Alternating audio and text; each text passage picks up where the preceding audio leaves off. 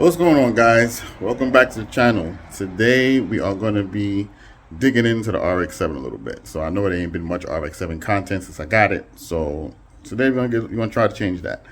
What we're gonna try to do is see if we can get the RX7 maybe to start. Because when I sat down and thought about it, and I was talking to a friend of mine, the guy that I bought it from never said the motor was bad. He just said he couldn't get anything from the car, like the car was dead. So, because he said he put a battery on it, and then even if he put the battery, he wasn't getting anything. So, we never said in front of the motor, he don't know if the motor was good or nothing, so he never clarified that. I bought it under the pretense of I'm swapping it out to do the Turbo 2 swap anyway, so I didn't really, get into all that. But I'm curious myself to see what the condition of that motor is in, and then take it from there. So, I'll show you what we're going to be doing.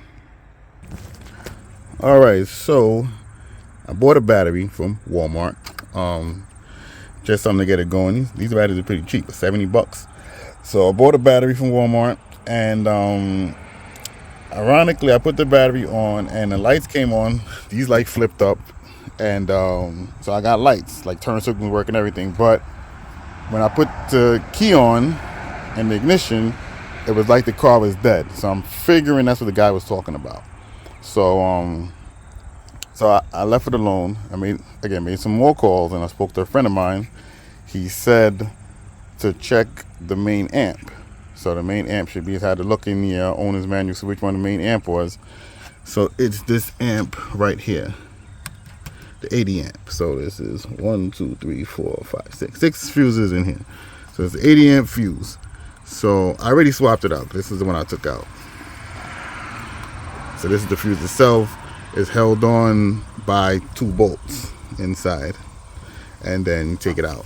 So I haven't tried anything since I swapped it out because it got kind of late, so I just left it alone. So sorry you guys didn't get to see that part. So we haven't tried anything yet, but before we try and turn it over, we're going to drain out the oil. That's where you put the oil in right there. Maybe change out the filter.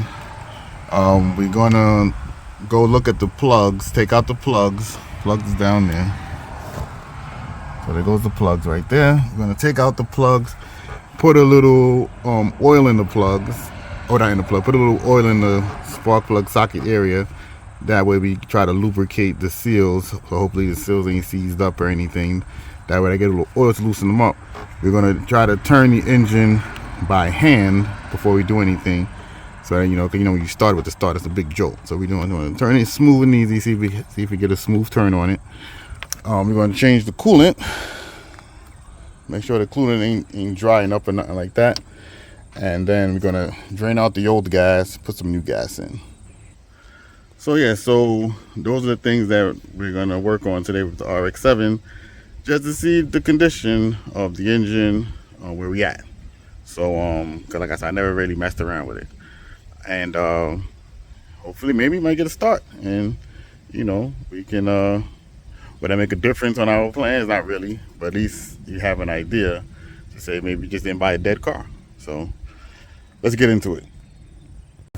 Okay, so we're under the car now. This is the gas tank and the drain plug there, so I think we can drain out the gas and hopefully get the old gas out, and then put some fresh gas in before we try and start it up. At least hopefully when we open it up, hopefully it comes out pretty clean. There's no tank, don't look too bad, so that's a good thing. Don't look all rusty or nothing. So yeah, so we're gonna try that, see how that goes, and take it from there.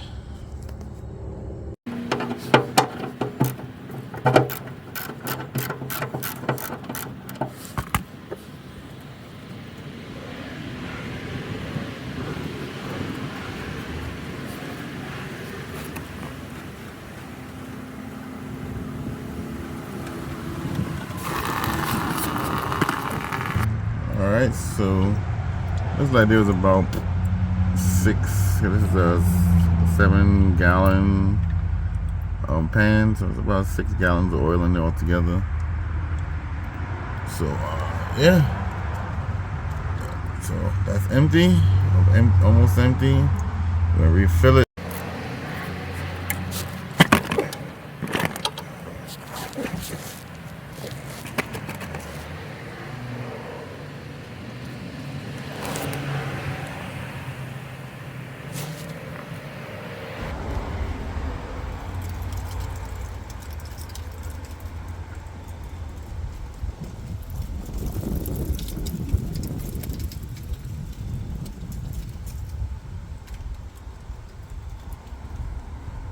Okay, so we want to get to the radiator, which is under the splash guard. So splash guard has to come off, and then, well, I already started taking it off. It's just a few 10mm bolts, which a few of the heads on them have broken off, right there. So kind of old. So I'm gonna have to later on try to find a way to get those out. But it's coming down mostly. It's a lot of crap on it, so you can see some. With the previous owner, there's some nesting happening, but yeah, there goes the radiator right there. It's the oil cooler. I'm surprised this actually has the. I thought only turbo ones might have the oil cooler, but this has the oil cooler here too. And there goes the radiator there. So we're gonna get the rest of this guard off, clean it up down here, and see if there's any coolant in there. All right, so. Took off the splash guard. Now we're gonna try to see if there's coolant in there. The question is how much.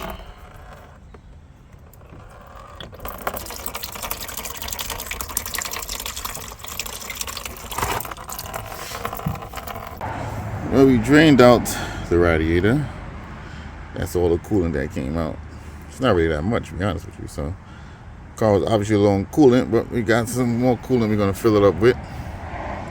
And yeah, this is about maybe half a gallon, maybe.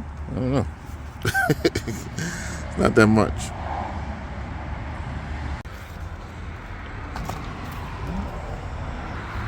All right, so we're gonna put some coolant in the car now.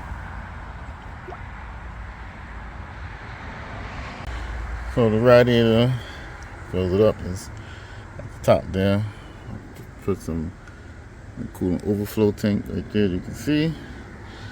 So probably if we get it started, if it starts, and once the engine starts running, it'll take the coolant and then, you know, it'll go down, and then probably gotta top it off because it took, I think it says it takes 2 gallons. So right now it took like a gallon and maybe a quarter. So it's gonna have to take a little bit more later. Okay, so we're gonna put some oil in the car now. Refill it up. We're not gonna go into expensive stuff, so this is just to try to start the car up. So what do? And we got this Super Tech from Walmart. So don't worry, once when we get the car going, we use the good stuff. Right now, this is just to get some oil in there and to get things moving.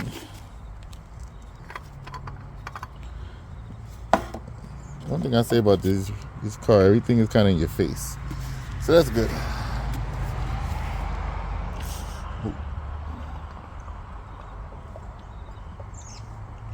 Apparently this only takes 5 quarts, so not too much oil. Okay, so now it's time to put in some fresh gas.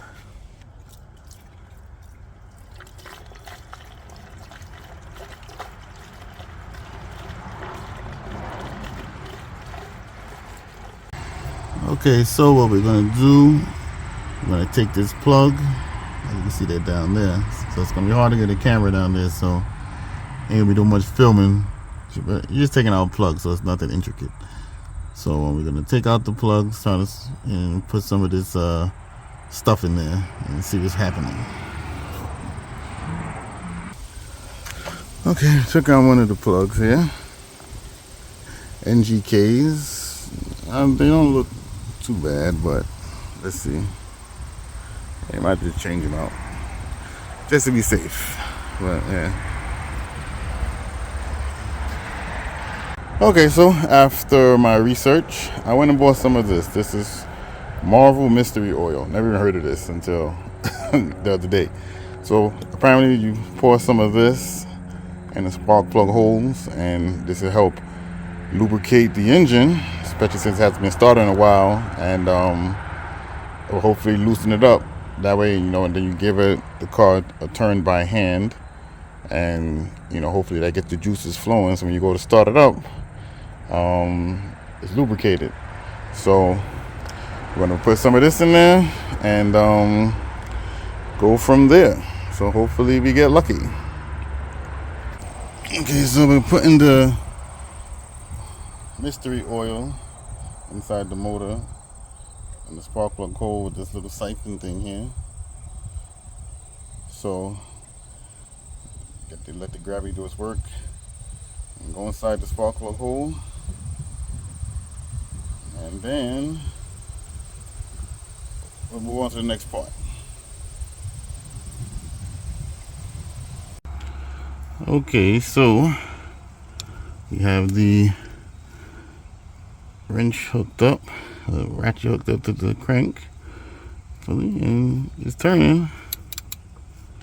So that's a good thing. It's not seized up, so I'm trying to get a focus here. But turn it a couple of times. Came off. But yeah, it's turning, so that's good. It's not hard to turn either.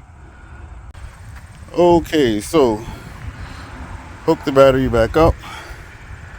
Spark plugs changing in. You can see down there. So oil is changed, coolant is changed, gas is changed. So we're gonna give it a go and see what happens.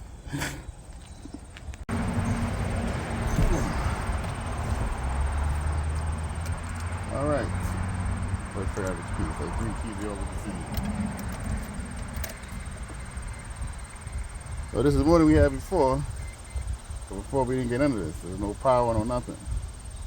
So the amp worked, or the fuse, 80 amp fuse worked, because we didn't have none of the lights and nothing came on. So that's a good sign.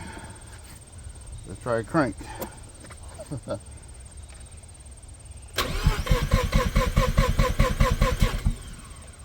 Uh-oh.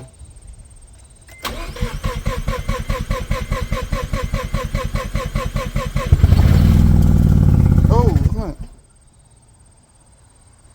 Started.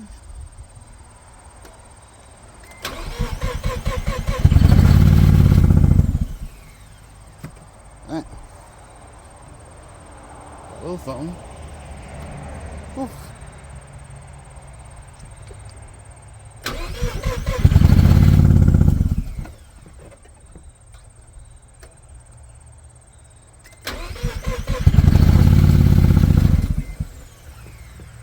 Now it's not staying on.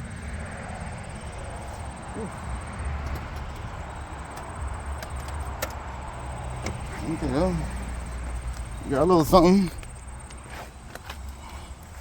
That's what it's looking like right now. It's close. Okay, so as you guys can see, it started. So at least I know you have some kind of compression. I think it might be a fuel issue. So that can keep shutting off. It's not staying on, so it's not getting sufficient fuel, I think. So maybe injectors, maybe the pump. So we're gonna have to do some diagnosis. Could be a clogged fuel filter, I don't know. So we're gonna do some diagnosis and see. So I'm doing some research, make some calls to some people more, experience with these rotary cars than me. And I'll get back to you guys. But thank you for checking this video out. I think you made some major headway. So catch you guys in the next one. Later.